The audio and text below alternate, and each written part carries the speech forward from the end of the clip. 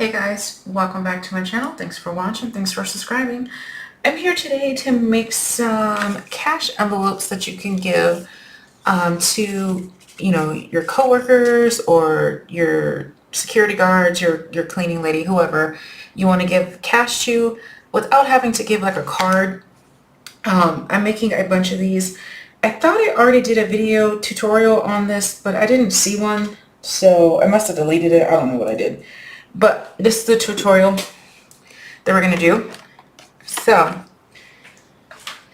what you're going to do is take out your lidded box template book, the yellow one. And I want to see if I actually did a template for this. I didn't. Okay. Anyway, so to make an envelope, a policy style envelope, one of these style envelopes, you can just use the lidded box template, or you can just draw yourself, a lidded box template like this. It's the same thing. Okay. So my dollar bill, they use the American currency here. So measure your money and put it on top. I decided to go with 3 inches across by 6 1/4. So I think an actual dollar bill was like 2 5/8 by 6 1/8. So I just did it at 3 by 6 1/4 because I didn't want to work with the 8s. So 3, 6 1/4, and I wanted to have a 1-inch flap on the top and the bottom. But now I need to figure out how to cover this 3 inches, right? Because you need it to cover the center, so you can put the money in. It's not open here.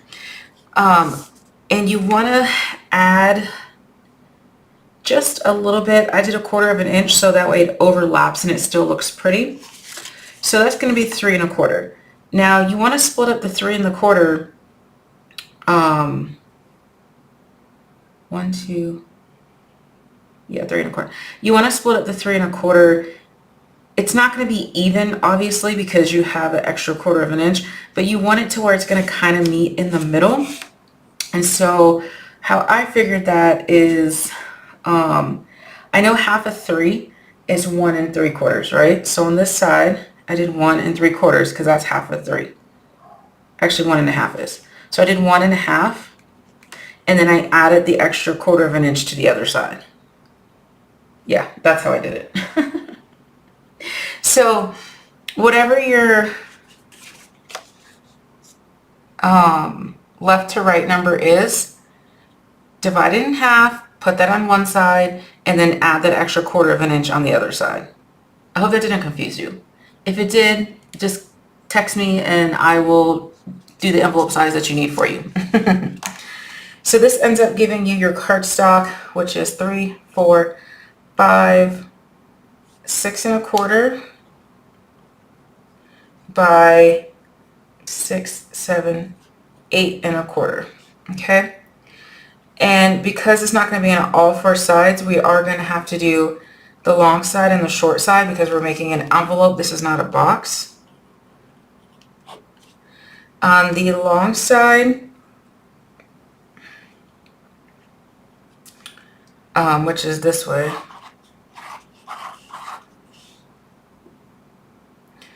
we need to score it at 1 7 1/4.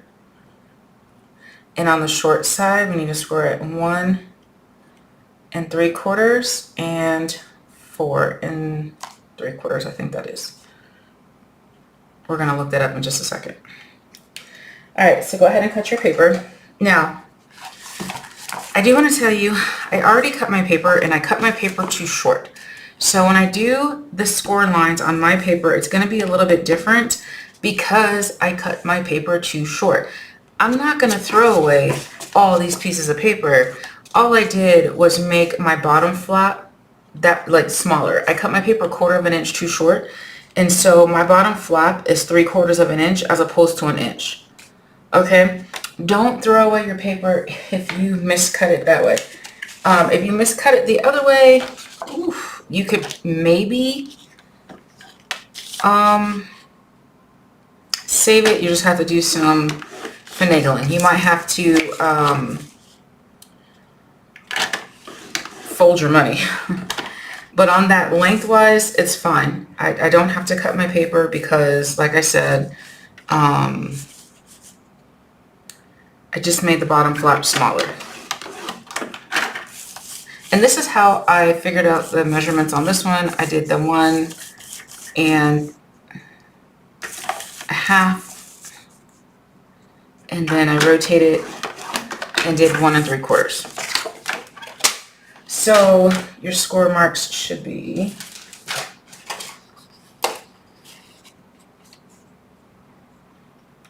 one and 3/4 and 4 and 3/4. Okay, so I did my math right. Cool. All right, so let's go ahead and fold all of our lines, get them nice and crisp. The same as anything else we're making. Okay. On the long side, I scored it at 1 inch, and you'll do 1 inch. I did 1 inch and 3/4 because, again, I mismeasured my paper, but you're going to do 1 inch and 1 inch. So you're going to do 1 and 7 1/4.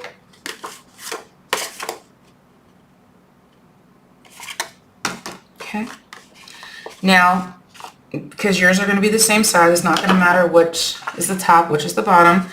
But for both top and bottom, what you need to do is go ahead and cut the left and right rectangles. Okay, like so. And I'm going to go ahead and miter this little flap because I like the way it looks. I'm going to miter this little flap. Okay. Now, what I'm going to do is I'm going to miter my left and right flaps as well, just a little bit. The bottom doesn't really matter. I just take that extra step because I don't want to fight with closing, because like sometimes if you don't miter it, then it gets stuck in that score line, and I don't have time for that. So then what you do to the bottom, you need to do to the top. So I just do everything in one big step, but you can do each piece separately.